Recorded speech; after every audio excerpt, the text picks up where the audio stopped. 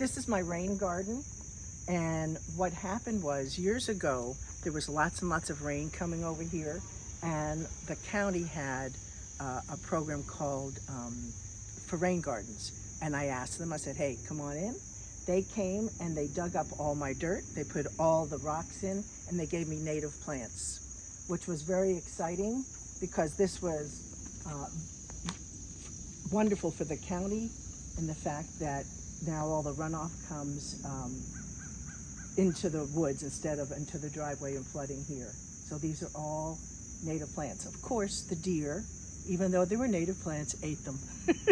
So through the years, we've been trying to find things that aren't to be eaten, like the lamb's ear doesn't get eaten, the elysium doesn't get eaten, and I just got planted these wonderful lavender plants.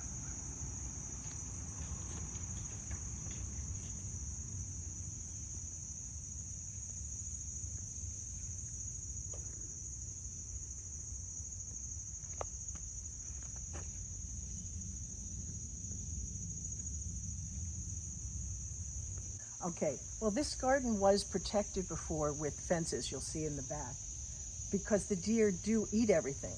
But the Columbia Association said, no, no, no, you got to take away the fence. So for my front garden, I took this away, but I still tried to protect that peonies, which, as you can see, did not really get protected. So that's why I have that. And you see in the distance over there, there's the deer. They are eating. And the fern right here, Kathy Latham and I got 20 fern from a doctor friend of hers, and you'll see it populated all over my gardens because the deer do not eat them. That's the important part. The deer do not eat those. Okay. Bird feeders I put in instead of hanging plants because the deer reach up and eat. So there's a method to my madness. Okay. There is a real reason. The cage. There were lilies of the valleys all over here. As you notice, the deer have eaten them all, and it was just protected. My son called these plant jails, because what we're trying to do is not get the deer to eat them. This plant right here, I transplanted from the back. The deer don't eat it, and I'm very excited. And this right here, this picture of the flowers, my dad made, because I did get my love of gardening from him. So he's done a lot of stained glass in reference to that. And over here, my daughter put all my grandchildren's names on the rocks. So this is, I call it my secret garden, and my grandchildren play and walk in and out of this area. I have never been able to get marigolds. This year, they're prolific. I'm very excited. A friend of mine said that all of her marigolds were eaten by the deer, but my deer haven't found them yet, so I'm very excited. My artifacts are real. This is from my aunt, who had it in her bookcase, and she was a nursery school teacher, and that was from my dad, because my dad did also a lot of pottery. So I like to have a lot of natural structures in my place, in my garden. All right, this is my neighbor's butterfly bush, and it's been so amazing. I wanted one of my own. So I planted it right there, and I figured the sun would be great. So in a couple years, mine's going to be as big as hers. Again, the fern have taken over, and I did have pachysandra from my dad, again from his house, but that's what we have here, leading into the second rain garden that the county allowed me to make. Okay, this is the second rain garden, and I love the same plants that you saw in the front. This is where I took them from. They have babies all the time, so I just repopulate it, which is excellent.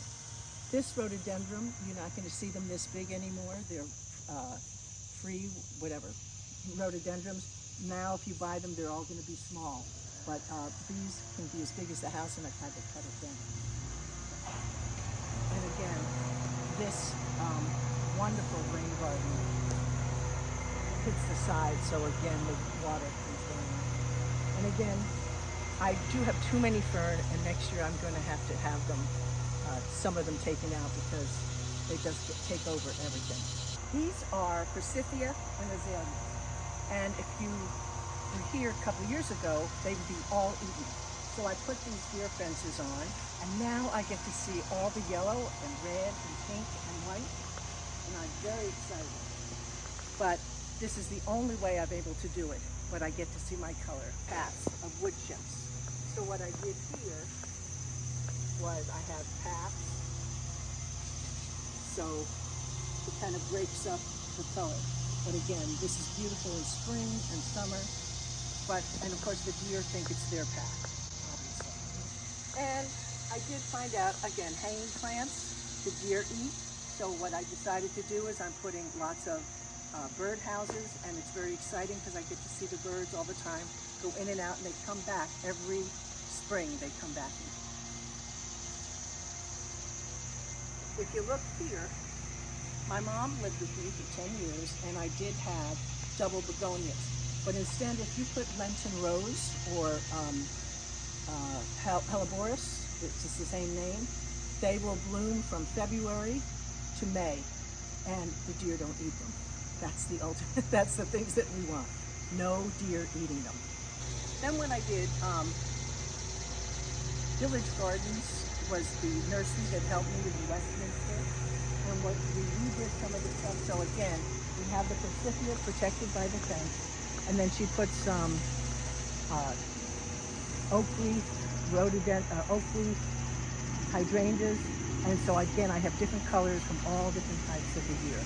So if you only have an apartment and have a deck, you can put different plants on there, and I've done these because the deer eat these, so this is a safe environment. They won't walk up my deck. So I have coleus that I have grown and put together the plants myself.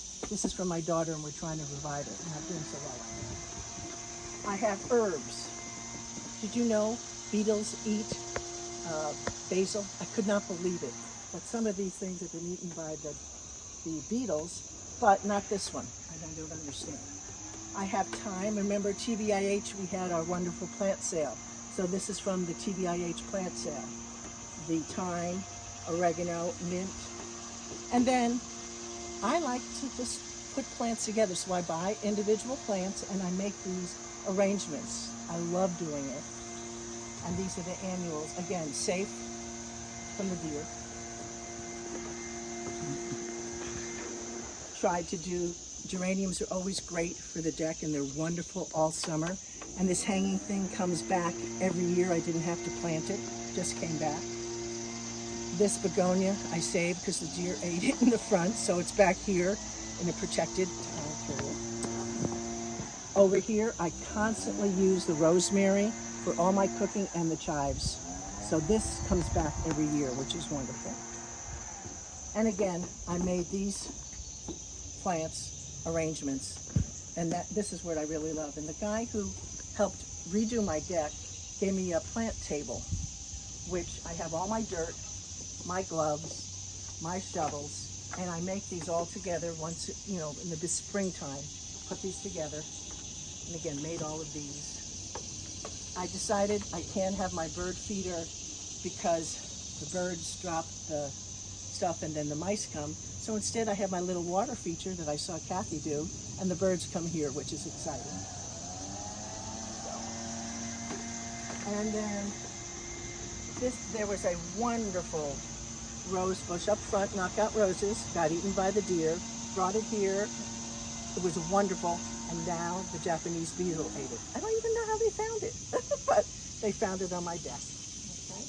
And then this is my plant table, which I have all my gloves, I have my little grandchild's gloves, and I have all my dirt. I decided put a lot of dirt in here, and I just make my pots here every spring. So that's what I do. Okay. And if you look off the deck, and you can see the paths from up here where we were downstairs, and you'll see what's going on.